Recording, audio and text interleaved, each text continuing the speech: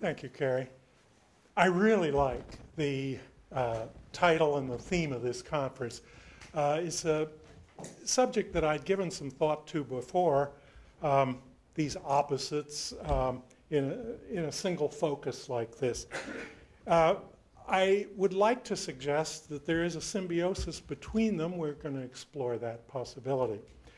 A tension, that is, between the secular and the religious in a natural relation. I want to follow up that suggestion in this paper. What's the range of religious reactions to secularization, and do these various responses suggest any hopes for religious revival? And not to keep you in suspense, let me list the 7 responses. First of all, back a little ways, there was the idea of the acceptance of the secular as the essential meaning of Christianity. Secondly, the denial of the extent or the increase of secularization. Thirdly, lament over the situation. Fourth, political opposition to secularization. Fifth, philosophical engagement with the intellectual basis of secularization. Sixth, theological engagement with its spiritual and existential basis. And finally, qualification or problematization of the secular as such. That's when I'll take up Phil Zuckerman's new book, Society Without God. If you think of other reactions that you don't think I've covered, we'd like to hear about that in the discussion afterwards, although I hope we don't have to violate the magic of that sacred number 7. Lest you think that I plan to slight all but one of these reactions on the way to showing the proper stance, I hasten to say that all of these responses to the secular have something to be said for them. I intend to say it. Different reactions may be appropriate at different times. And there are better and worse ways to make any of these objections, strengths and weaknesses in all of the responses. And that's the point of reviewing all these possibilities. But first, the necessary definitions, and here I'm drawing on the book that Carrie mentioned. In common usage, secular, of course, means the absence of religion, but that can mean several different things. It can mean the secularization of society in terms of its social structures. This happens as the various aspects of a simpler, more integral society are differentiated functionally. So religion becomes only one aspect of life rather than being involved in the whole of it. Second, we could mean the secularization of particular institutions or objects, as some of them are transformed from an originally religious purpose. Many religious colleges have been secularized in that way. Third, secularization can refer to activities, as these activities are transferred from religious to other more secular institutions. We can think of welfare provision being transferred from church to the state. Fourth, we can think of, we can mean the secularization of thought, as minds begin to concentrate on proximate rather than ultimate issues. Or finally, fifth, we can think of the secularization of populations, in which the mentality of whole populations are secularized that way. We should note that the secularization of a society is a different thing from the secularization of a population. For scholars understand societies as the structures or processes within which a population operates. You could secularize the society's structures and still have a largely religious population, as we do in the United States. I'll remind you of these various meanings of secularization as they come up, and if I go too fast, you can buy the book. As for religion, it's universally admitted that there is no possibility of a referential definition of religion. It's just too hard to get a handle on the subject. Scholars insist that the phenomena are simply too diverse to allow a referential definition. There don't seem to be any features that occur in them all.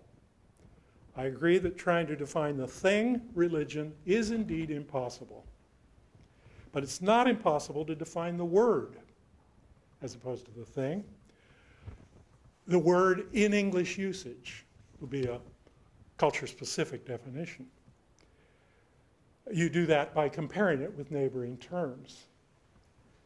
Such a nominal semantic definition will actually do all the work that a definition needs to do with reference to education, law, politics, science, and scholarship, and I show that in the later chapters of the book. So after a lot of brush clearing, talking about the difficulties people have faced in trying to define religion or the religious, I offer that in English, religion is the word we use for a certain kind of response to a certain kind of power.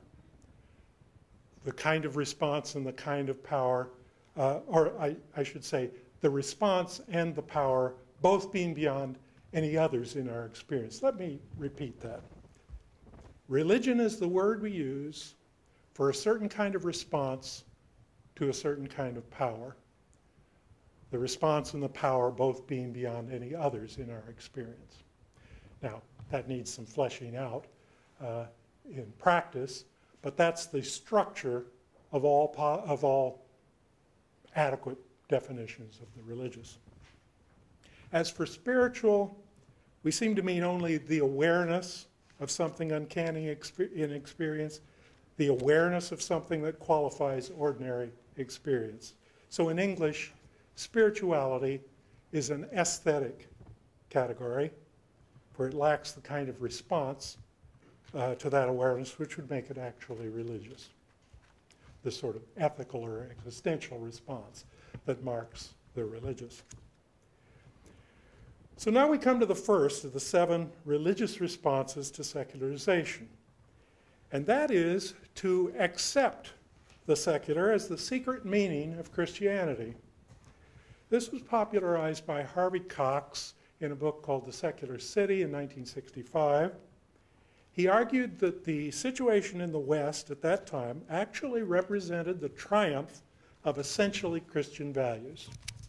For Cox, secular modernity is the culmination of the essentially Christian values of Western cultures: democracy, tolerance, universalism, rationality, enterprise, even science are the worldly flowering of Christian roots offered to all the world. And the death of God theologians in the 1960s concurred. Hadn't Christians always said that God had to die to free men from sin? Perhaps the God of theology had to die for Christianity to complete its gospel of liberation. Obviously, this view stands apart from the others we'll discuss, for it approves secularization from a Christian perspective. But it was obviously historically conditioned. In the mid-1960s, modernization theory reigned in American universities. Western values seemed to be spreading throughout the world unproblematically. But modernization theory was about to run head-on into the Cultural Revolution of the mid-60s, which attacked Westernization and all of its works. We began to be more acutely aware of the trashiness of our culture, our growing economic problems, our ecological insecurity, and our social divisions.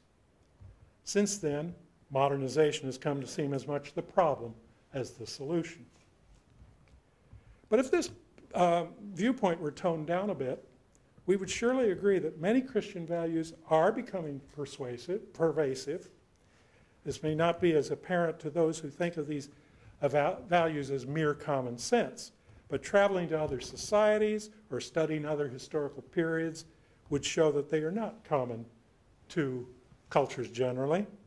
So we're right to give Christianity credit for some of the things we prize most in our world: the rule of law, political liberties and rights, democratic institutions, tolerance, public education, science, philosophy and scholarship, gender, class and racial equality do have important Jewish and Christian roots. Whether or not we achieve all these ideals, they've become our acknowledged standards. But trouble may come when Christian values are taken too far.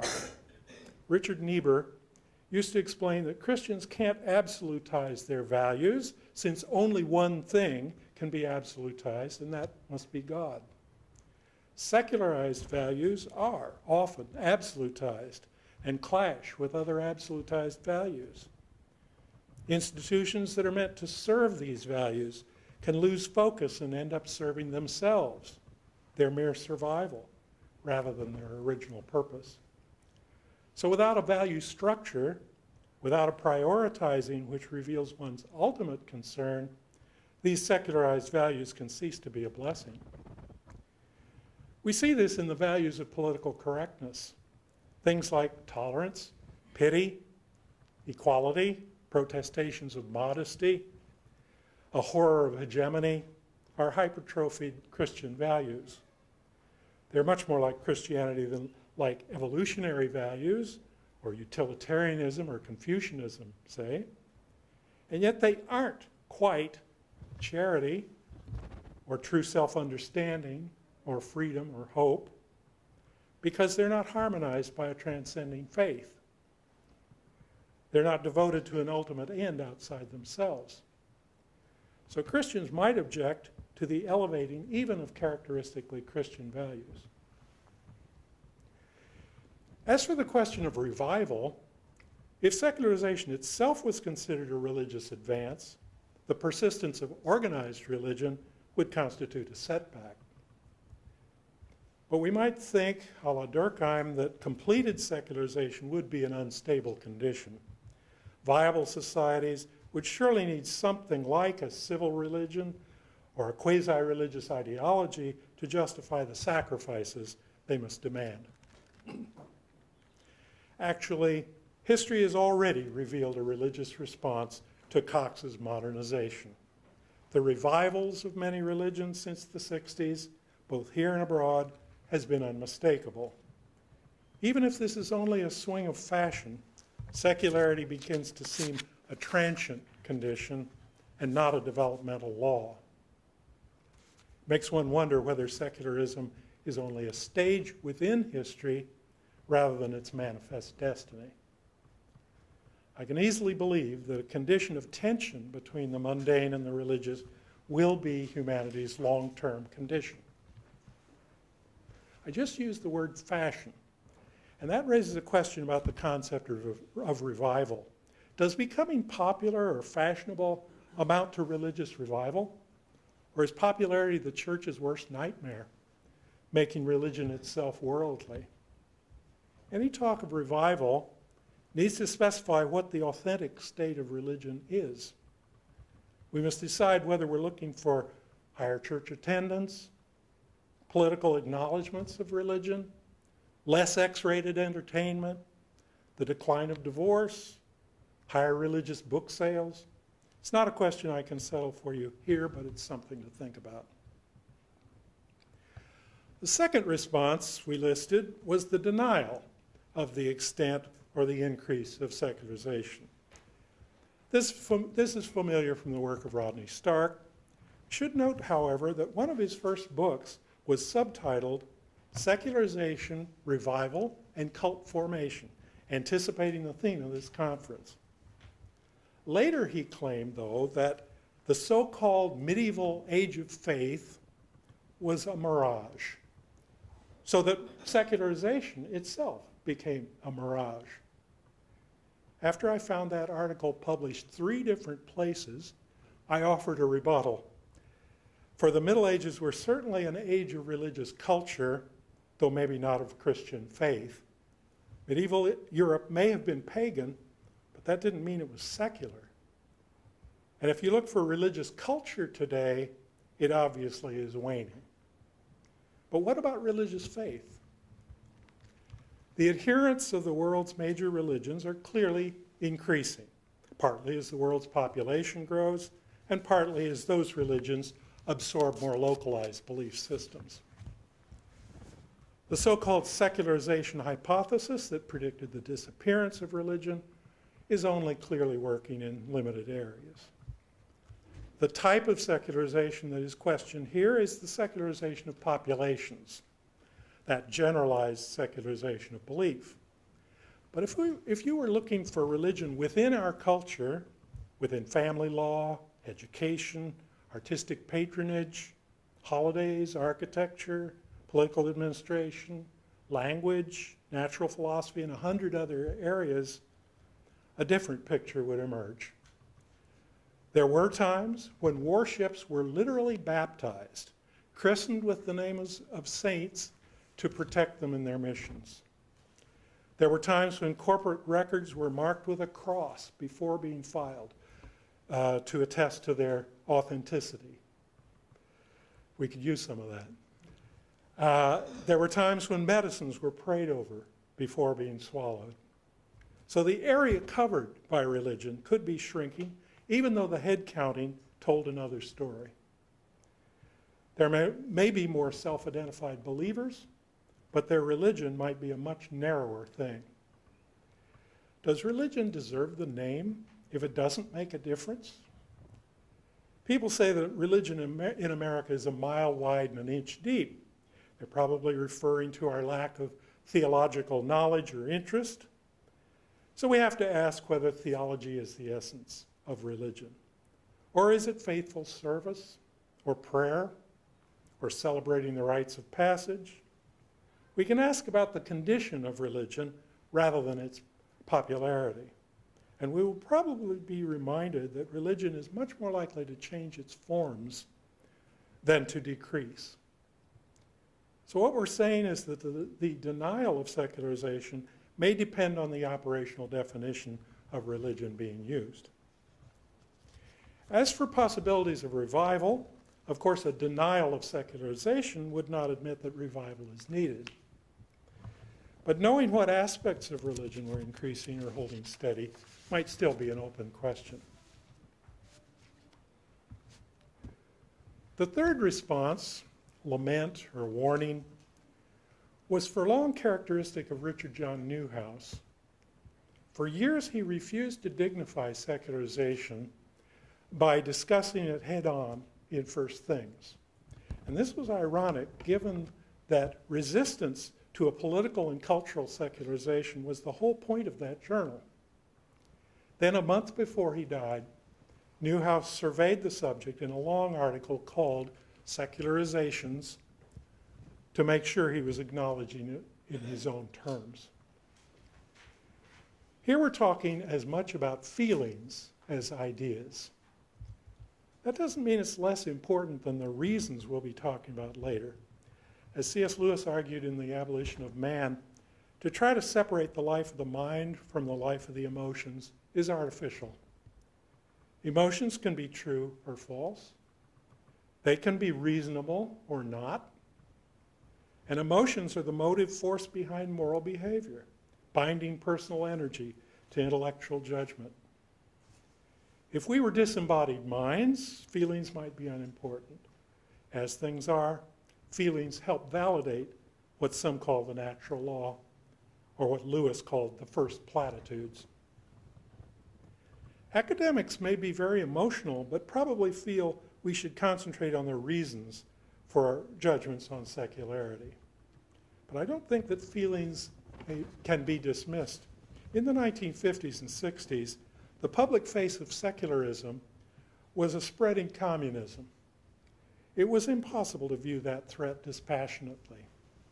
The Cold War created a more religious mood in America in several respects. Some now think that was shallow and remind us that this revival didn't last. But nothing lasts forever. Secularism may not last forever. That is what this conference is all about, the ebb and flow of religion and of the secular. Religious revival will always depend on emotional and spiritual support. And a determined secularism probably does too. When talking about feelings, we should recognize the importance of symbols and symbolic events as much as of arguments. Feelings run on symbols. Countering secularization will have to involve more than the arguments we'll be talking about later. Resonant symbols must convey the realities that religions can generate, whether artistic, musical, literary, cinematic, legal, or political symbols. When evangelicals became a political force in America in the 1970s, the symbol of the family sustained much of their attack. If revival is to come, symbols like the naked public square, family values, Cold War political correctness, cities of God and of man, culture wars, must become the currency of public opinion. They may look like concepts, but their ambiguity is what makes them potent. This may sound unworthy of academic discussion, but it's often the level at which universities operate. Secularism also relies on symbols, historical ones, like the Inquisition, witch burning, Victorianism, Puritanism, the warfare of science and religion, certain Republican presidents, and on images of spirituality, censorship, dogmatism, judgmentalism. Whether they're more myth than reality, the point is that judgment often runs as much on these symbols as on arguments. And this is obviously a challenge to our creativity. Our fourth response to secularization is political opposition, represented by figures like Jerry Falwell and Pat Robertson. The public hostility toward these crusaders is greater than it is toward mere intellectuals because they threaten to change our lives and not just our thinking. Of course, they think they're only responding in kind to those who are trying to hurry secularization along by legislative and judicial politics. The kind of secularization that is in view here is the secularization of institutions and activities, like holidays or family law or educational policy. These are the things that can be publicly enforced. Political power can't change minds so much as these practices. We may think of political reaction as a crude response to secularization when one must use political force instead of discussion or example to counter religious decline. It seems to show a weakness. We don't think force belongs in religion. But one could view this political reaction as more democratic in character than religious. These religious populists are objecting to our political elites deciding what is good for us. So it may seem democratically justified to oppose an elitism that just happens to be secular. Still, we always have to ask whether our treasured religious heritage is all it should be. Must we defend every aspect of it? Americanism has often elevated individualism above solidarity, authenticity above principles, sincerity above righteousness. This raises doctrinal questions. Christianity also includes concepts of covenant and of what the Epistle of James calls the law of love. So the political debate needs to take place within the church as well as between the church and the world. Whether successful political opposition amounts to a revival of religion might depend. It could bolster a civil religion, if you thought that was worth doing. It could keep alive some knowledge of Christian values, as the pro-life campaign has done. Within our constitutional system, the motive cannot be the imposition of belief. So a religious politics would promote what it thinks is in everyone's interest. After all, that's the motive behind secular politics as well. So one need not apologize for a political response to secular trends that we see as generally damaging. The fifth of our responses to secularization was the philosophical critique of secular worldviews. This can be represented by John Milbank, who has outflanked the secular nihilism even of Nietzsche and Foucault. Whether Milbank's insights can become more generally recognized may depend on the efforts of a generation of religious academics who must make themselves heard within the academy. The kind of secularization at issue here has to do with those institutions, schools, universities, media, that have been encouraging secularist viewpoints ever since the 18th century. Actually, Christians need not object to all these secular perspectives. In science, a methodological naturalism is foundational. It's only when this broadens into a metaphysical naturalism that one must object. Similarly, secular psychology and sociology have revealed some truths about our own religious attitudes and activities. A secular anthropology has revealed our cultural relativism. All this can deepen the understanding of our religious views, and we need to learn to live with them. On the other hand, those who have encountered John Milbank's theology and social theory have learned that secularism may not be the ultimate language of philosophy. For it seems to rest on an essentially pagan myth that is not the bedrock that it seems. After considering the secular challenges of liberalism, positivism, dialectics, and postmodern difference, Milbank takes up the nihilism that seems to lurk behind them all. He shows that nihilism is one more perspective rather than the solvent of them all. While Nietzsche and his disciples assume that power is basic and that strife is our inescapable condition, Milbank offers that peace and nonviolence are still more basic. In this view, strife is derivative, the spoiling of a deeper good. And it's a nice touch that he can show this to be the position of St. Augustine so long ago. And thus a Christian view shows that freedom is not only expressed in power, when there can be freedom within order. Milbank sees this resolution of ultimate questions as theological rather than philosophical. Theology can out-narrate the secular myths beneath social theory. So I think we can see that Christians might alter the cultural landscape by offering new conceptual models like Milbank's, new perspectives or symbols in place of Nietzsche's, say. Andy Crouch, in his new book, Culture Making, pointed out that it is not enough to criticize secular challenges. Faulty cultural products must be displaced by better cultural creations and not simply unmasked. Any religious revival must keep this matter of symbolization in mind. We spoke of this in connection with the emotional response to secularization, but even intellectually. We seem to need to visualize truths before we can absorb them. Alistair McGrath, in his Twilight of Atheism, makes the point that we must be able to imagine the truth before we can embrace it.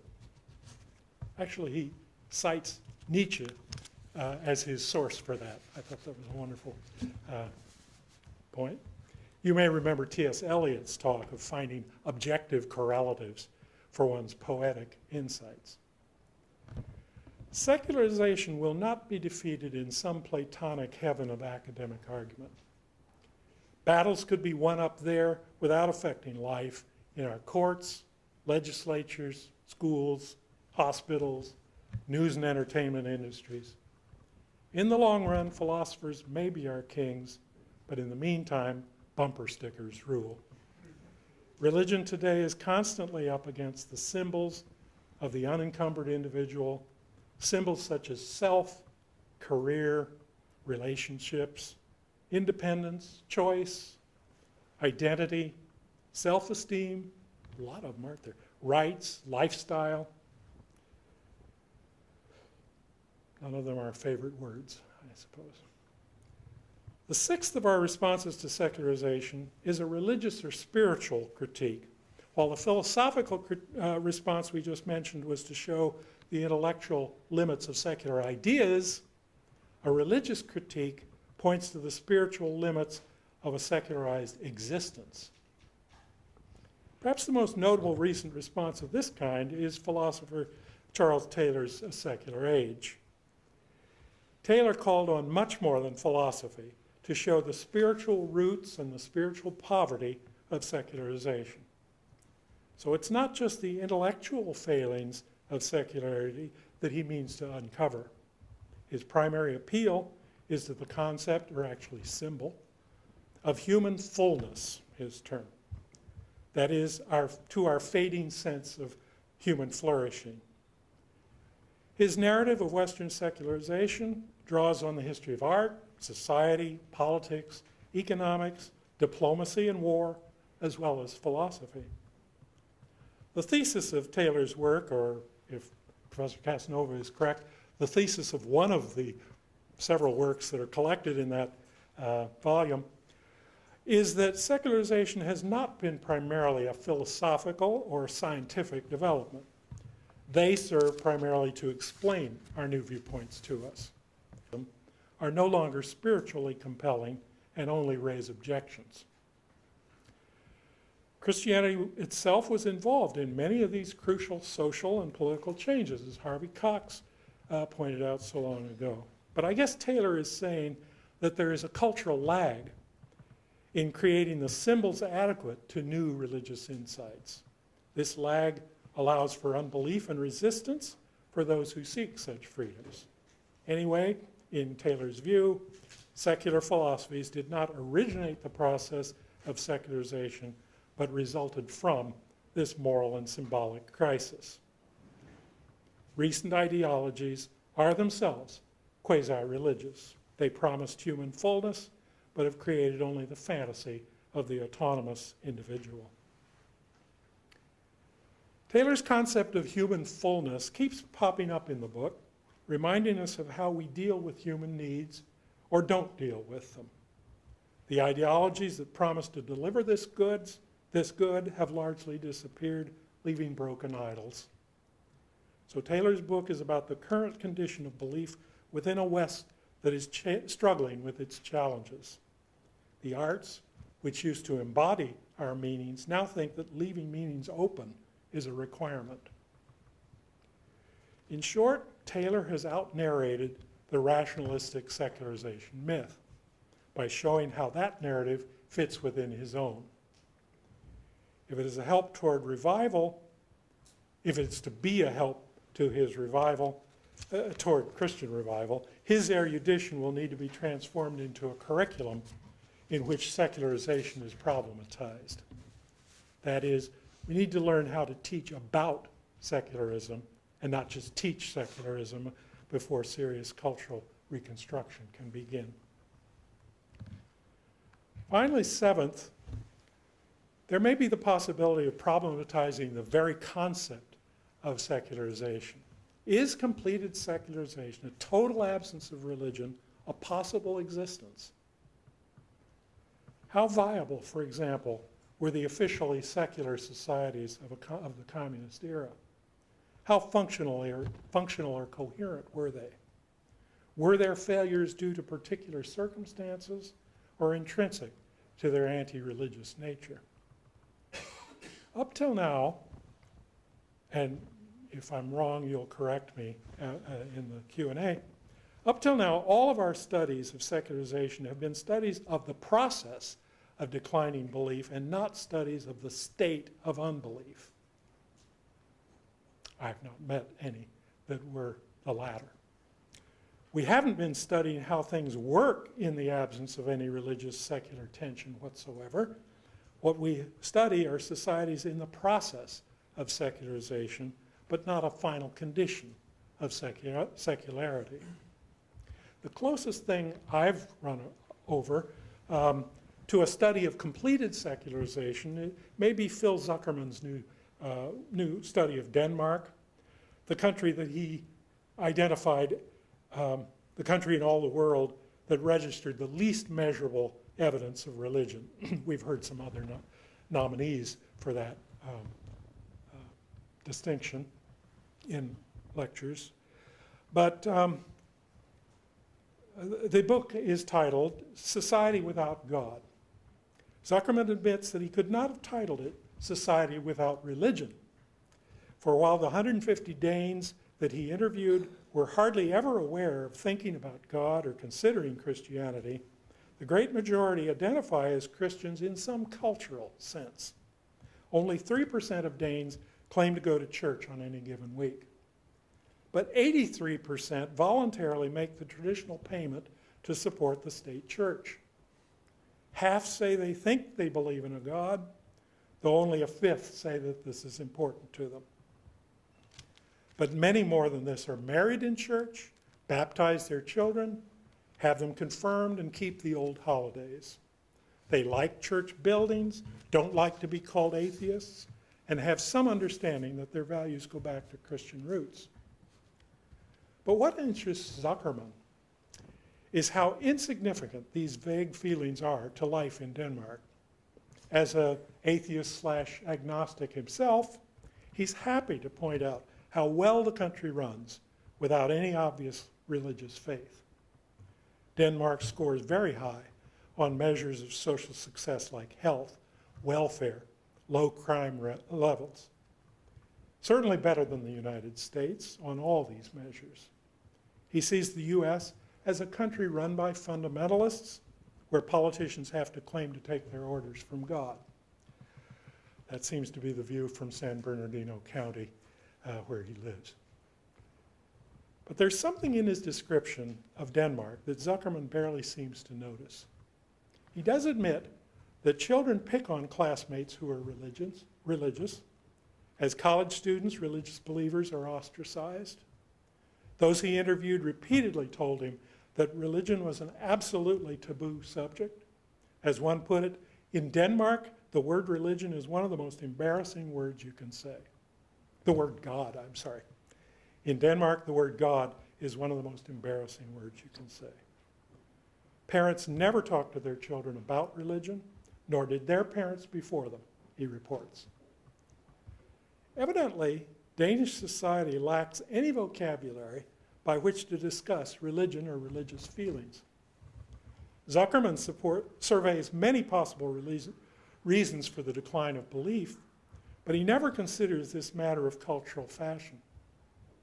He has described a spiral of silence on the subject of religion that is now into at least its third generation. A quarter of those he interviewed indicated that they thought they had experienced religious or spiritual feelings, but they were completely tongue-tied in describing them. He quotes several as saying, "There are no words for it." None seemed to know how their family's religious observance had declined over the course of past generations. While the Danish elementary curriculum teaches children about Christianity, you wonder what terms they use for that purpose. Perhaps we can guess what's happened. Having an established church, like the Lutheran State Church in Denmark, makes religion somebody else's responsibility. And when that church retreats in the face of political power, people look to a new authority. That authority may be public opinion. The Danish fashion just now is embarrassment surrounding the subject of religion, a shrinking vocabulary, and therefore a shrinking experience. You have to wonder what in Danish culture will remind them of transcendence. Zuckerman's subjects supposed that religion had been replaced by common sense. Zuckerman himself calls it reason. But historians have learned to think of the invocation of reason as a sign that reason has actually begun to shrink to the assumptions of the semi-educated. So what may we conclude from Zuckerman's interesting report?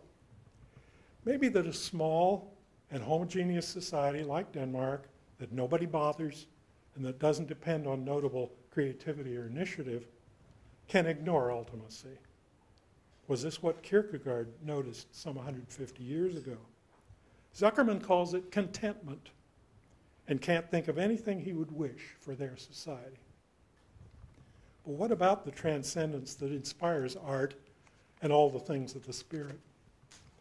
As you know, Aldous Huxley in Brave New World explored this territory fictionally 80 years ago. By describing a stunted humanity, he raised the question of whether contentment is enough. His secular dystopia did not seem to contain reading, thinking, writing, loving, creativity, or curiosity.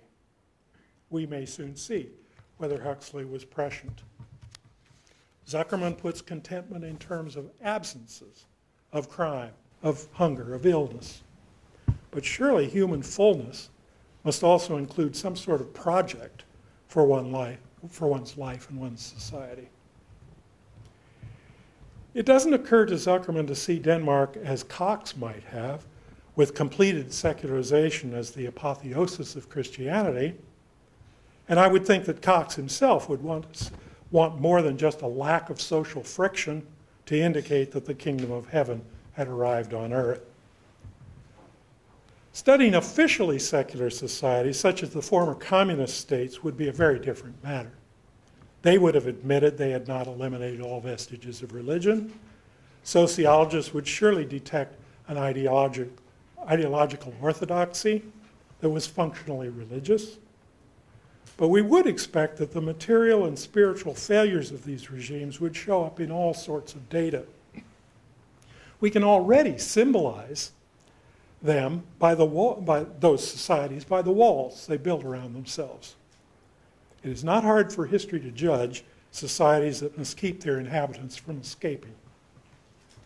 It would be good to study the various communist experiments as relentlessly as we study the Holocaust, providing new generations with images of secular failure. Secular utopias and dystopias have both tried to escape the inevitable tensions between religious and secular elements. Oddly enough, some religious regimes, theocracies and theonomies, also want to do away with these tensions, but they would eliminate the secular by sacralizing every aspect of life. We're familiar with the problems that Muslim societies have in this regard. I doubt if a vibrant society can exist without some acknowledged tension between the mundane and the spiritual.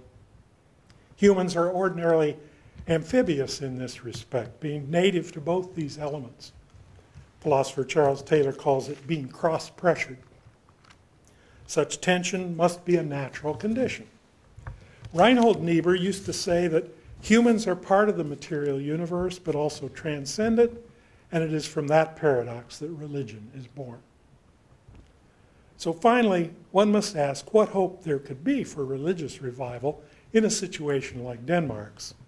Could they recover a religious language to express such religious experience as many of them are having? Could fashion change? Boredom is the usual engine of changes in fashion. So I guess we are waiting to see whether secularization will inevitably succumb to some kind of boredom or entropy.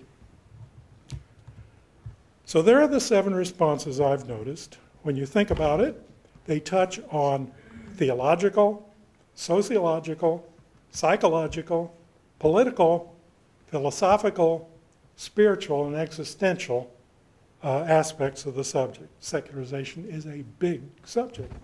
Too big to see, apparently, or historians would give secularization as much time as they've devoted to the growth of the state, or the rise of science, or class struggle, or imperialism, or revolutionary politics. One may wonder whether secularization is an aspect of all of these, or whether they are all aspects of secularization. I can hardly imagine any possibility of religion disappearing entirely. As I say in the book, if we ever make contact with beings on other planets, we can expect that they will also have had glimpses beyond the boundaries in the way we associate with religion. Otherwise, we would hesitate to say that we have met with intelligent life. Thank you.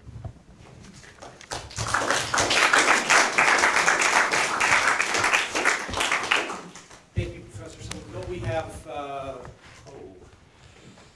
got about half an hour for questions, and so let's see if the audience would like to pose a few questions to you. And also, I'd like for discussion to take place within the audience, Okay. if that seems natural. Yes. In your last section, you were talking about the research Zuckerman was doing Denmark. And I was wondering, I don't think this was the point you were making in terms of another response, but it occurred to me that one of the religious responses to secularization, certainly maybe that which is described in Denmark, is kind of a benign resignation.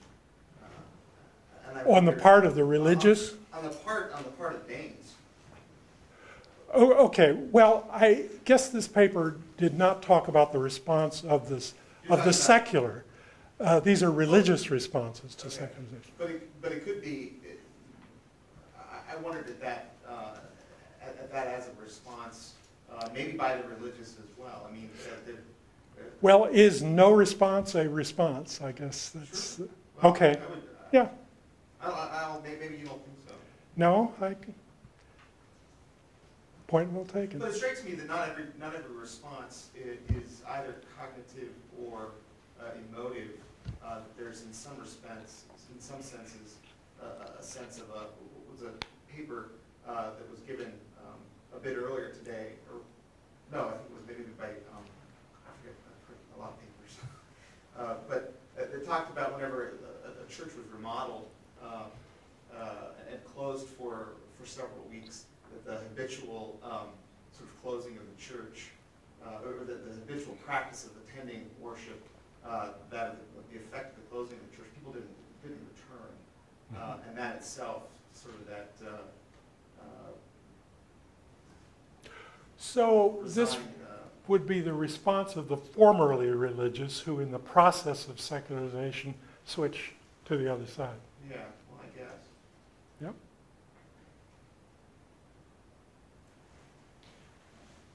Question, and it's not even a sharply focused question. It's just a statement of attention that I feel like your response to it. When you're going to think about secularization, you come up with a definition. You've worked at coming up with a definition of religion that helps to give it some context. When I look at our society, because I'm a Christian and I accept that the parameters of true religion are defined by revelation, then I'm finding I'm using two different categories, two different ways of looking at it. And so I find on the one hand, when I'm listening to the sociologists discussing this, they're speaking just in terms of a kind of a vague religion. And I'm looking at it from the standpoint of revelation, and they don't always mesh. And so I'm thinking, within my tradition, my understanding of religious truth, how do I make peace with this, just a broader sense of religion as I evaluate? Well, given religious multiplicity, it's possible for Christians to be against other religions. So I think categorically we have the possibility of talking both about Christianity and about religion in a more generic sense. Ultimately, a generic sense will fail in discussing religion.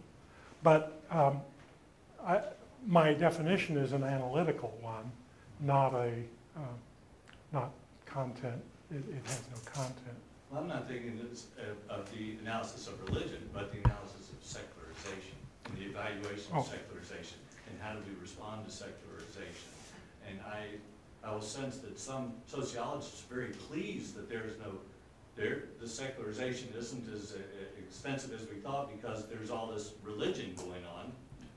Well, I'm looking at that from the standpoint of Christian revelation, and I say, I guess I should be excited about that, but I'm not evaluating it from just a sense of religion. Did you have this feeling listening to Philip Jenkins' talk yesterday, that there was so much in his category of religion that maybe some of it you wouldn't have been particularly cheered to hear about? I think that would be a possible reaction to his talk. You want to go on with that? No, that's what I'm saying. It's not a sharp question. It's just the tension that I feel where I sense as I'm reading various sociologists, I should be enthusiastic. Because there isn't a secularization, there's religion, and I'm thinking, is this a great advance? Okay, well, now I'm understanding a little better. You as a Christian don't necessarily feel that a vague religiosity is doing the work of Christianity. It's no great blessing to people to be religiously misled. even though this phenomenon seems to be growing in our society. Yeah, I can relate to that. I'm supposed to be cheered, but Yeah. over here, I said, well, am I? Right. Yes, thank you for the presentation. I have a question about when you were talking about political opposition in that category, and how a revival in that area would be a political religious opposition as a response to a secular political movement, and understanding that secular political movement as a threat to everyone, and that would be a response in the political sphere is to say this is a threat to everyone, not just those who are religious. Right. And I'm also thinking at the same time, Father Richard Newhouse talking about in one of his previous writings about how the Christian task in politics may be, instead of assigning oneself to a religious affiliation, or a political party, but to actually shape politics according to the gospel. Would those two be harmonious, or would those two be in conflict, the two approaches? I'm sorry, can you sharpen that just a bit for me? Yeah, sure. Because on the one hand, it seems like we're saying the way we Christians want to go about politics is by only focusing on what is good for everyone on a very broad sense. Whereas the other one is more particular in saying, let's shape politics according to the gospel. Is that a valid contradiction? I worry about the latter Okay. approach. This is a full-bore advance on the political structure as a whole. And I can only imagine that, I can imagine tinkering with the present situation politically as being perfectly valid for Christians to do, if they can show that it's to everyone's advantage. But trying to impose a new religious politics on everybody would violate them as individuals. Given our democratic traditions and culture, I don't think we Americans can even contemplate such a thing. Sure, because of the situation of morality that we have in society. Yeah. And even just thinking of it in a very crass football way, one is offense and the one is defense. That we're playing defense with secularism, which is advancing, or seems to be advancing, or maybe not, according to some of the discussions here in the political structure. I don't know how you feel about Jesus' politics, or Augustine's, who distinguished the city of God from the city of man, Right. Picking up on Jesus' discussion of the kingdom of heaven, which obviously was not the kingdoms he was living under, seeing a distinction. So Christians can be principled in accepting this division and not imposing a religious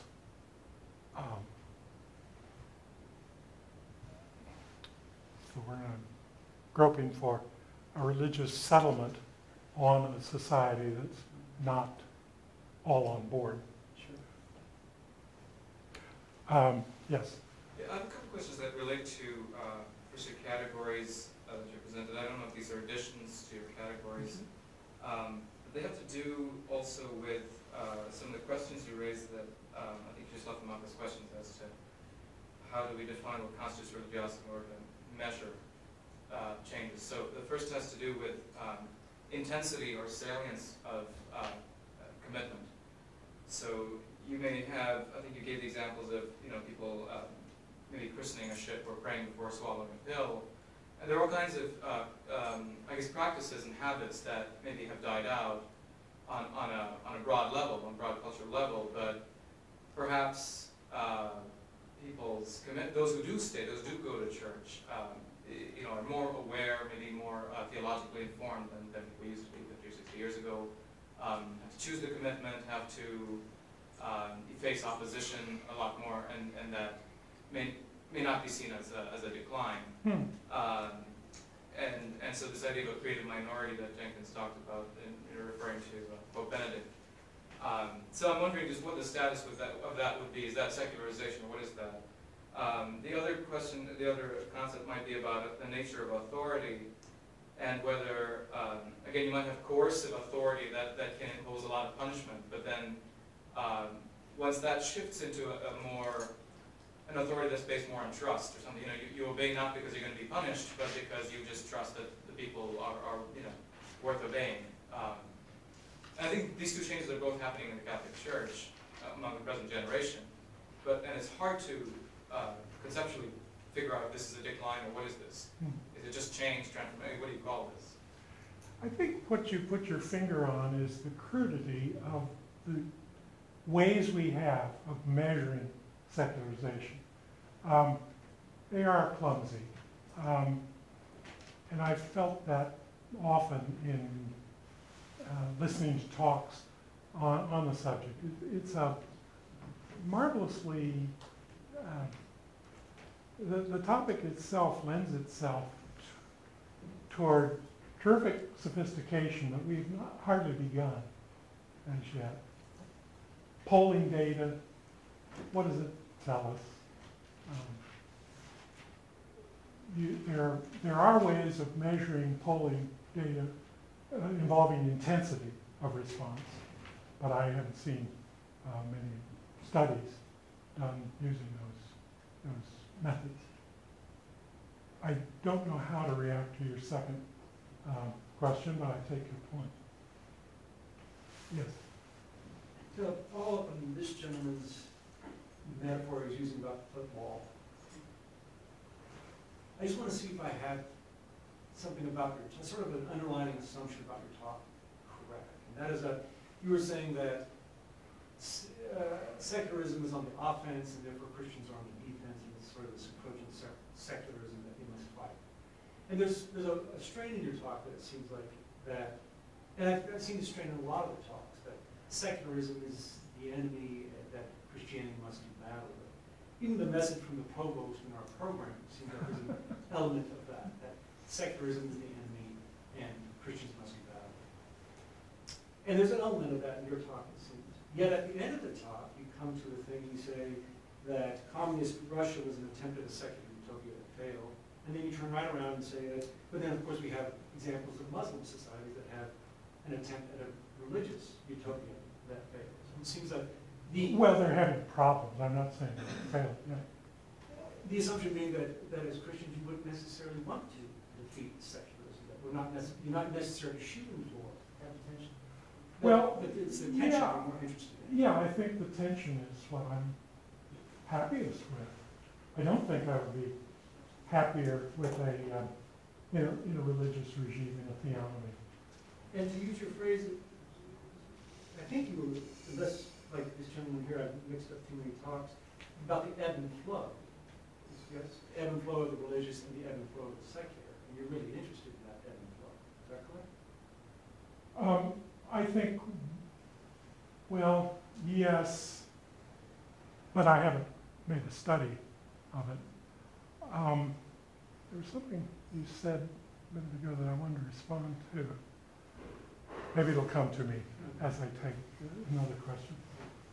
My wife is from the Netherlands, and one thing that I've continually been a little bit confused that there's a misunderstanding maybe a little bit on the European side. My wife talks about how when she was as a child, asking her parents about God and all of that, and they shut her down, as a child. And then in her early education, she got sort of, Humanism 101, a kind of a real program type of item in Europe, which is very drastic in places like Russia and so on. And then later in life, she gets the feeling like the secularism is like a collectivized sort of religion, and it's a pressure on you. And I just want to respond to, this is not like Rousseau's Emile we're dealing with, where the children are raised pure and pristine without any sort of combatant. No. Well, secularism is an ideology. an effort to complete and enforce secularization. It's a very different thing from secularization, which can be quite unconscious and unintended. And, but this conference, I think, suggests that secularization is as great a force and concern for us as religious people as secularism is. I remember now what I was going to respond to you.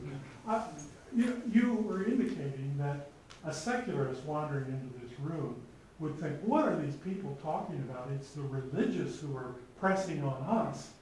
And I mean, look, Zuckerman, who really imagines that America is a fundamentalist country whose presidents take their orders from, or have to pretend to take their orders from God. Is that your experience? I don't relate to that at all, and yet many would. Now, oh, yes, Yes. you. On the apparent success of secularization in a country like Denmark, what would be the basis of that, shall we say? Politically they're satisfied, economically they're satisfied, legally they're satisfied. And can that be attributed to the fact that they were all, and I'm not sure whether this is true, Lutheran at one time, and then they all decided to become political, and what would be the issues that would upset that apple cart? It's to Zuckerman's great credit that he lists about a dozen possible explanations, which I totally neglected because I had my own explanation, which he had ignored. This matter of the disappearance of a religion in which to, of a language in which to express such spiritual feelings as one had. I mean, after all, a quarter of his subjects did claim to have religious experience, but protested that they could not talk about them because the Danish they knew didn't have terms for it. So you could check his list, very impressive list, very complete list, I think, of the possible reasons for this decline. And probably all of them have some element of truth to it. Very complicated. I mean, great cultural movement like this would have very complex roots, I'm sure. I was very pleased that you mentioned John Milbank. I just wonder whether, in that regard, part of the problem we're talking about, secularization, is just specialization, the different spheres, because I was totally bowled over by his book that you mentioned, but I've never met a sociologist or a philosopher outside a theology department who's even heard of him, never mind read the book or responded to it. I've never met a Christian in a church who knows who John Milbank is. So to extend the footballing analogy, I mean, he's a player who no one's heard of, possibly playing a different sport. So how do you try to get that sort of compelling insight about the fragility of the secular mindset into the sort of the main game? Well, you put your finger on the cultural decadence of Western education. We no longer, you know, a century ago, there were very few scholarly journals, a handful. You could keep up with them all. Think of that possibility. Now every subspecialty has multiple journals. No one can keep up in his entire specialty, only within his subspecialty. So much is dropping on the floor. We're not picking up on the resources that are available. Christians, I think, need to, and here I'll just blame my partisan interest in this, Christians need to be far better educated, but if they were, they would have an advantage over secularists who don't have their act together either.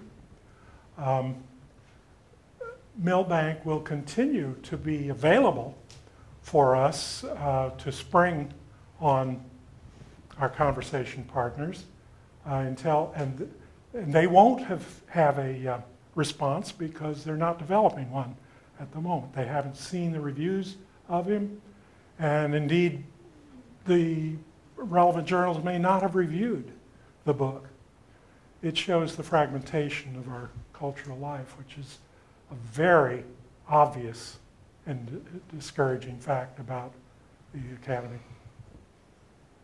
Yes. Just now you mentioned secularization and communism. And in fact, in communism regime, secularization is not a natural process, but it's enforced secularization. It's a forced secularization. Right. So the regime confiscates the church, replace the religious symbol, and even transform the mind of people. So my question is, how do you understand the nature and the consequences of this forced secularization? And nowadays, religion also revival in the communist state. And how can we understand this revival? What's the dynamics? The dynamic of a communist Revival? regime, No. of a revival. Yes. In communism regime. Oh, religious revival within a communist state. Yes. Wow. I wouldn't have anything to offer you that you couldn't find journalistically out in. There are people in the audience who would have ideas on that. What are some of your ideas about the roots of revival within communist regimes? Like, what communist regimes are you thinking of in particular? China, perhaps? Yes, China and former Soviet Union and something like that. The Soviet Union? Yes. Did you have? Yeah. I mentioned this article in First Things about,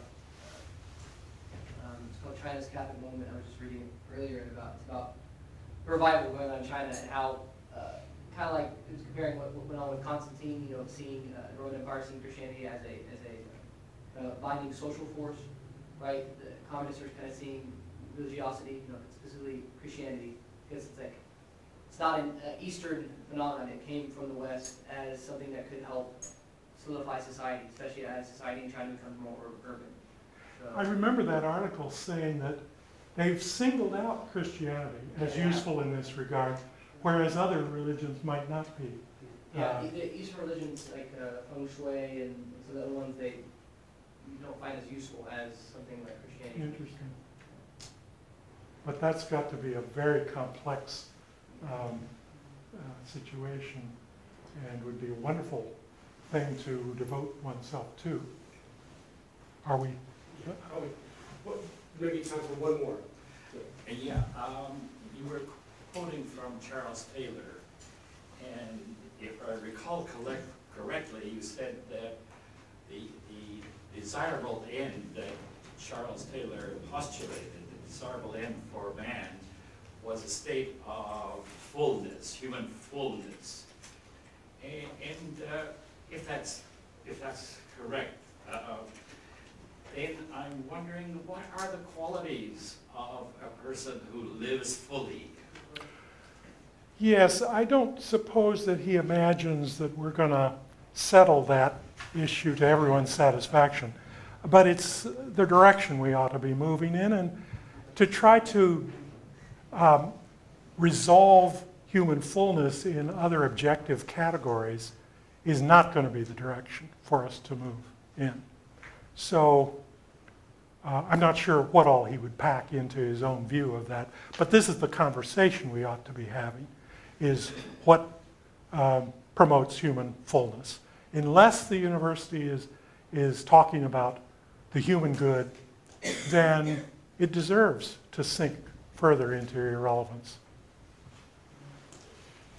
Well, there's, I guess it rained for 40 days and 40 nights. There are 12 disciples, 8 wonders of the world, 3 stooges, and today we learned there were 7 responses to secularity. But I'm sure that you will join me in saying there's only one John Sommerville. Thank you.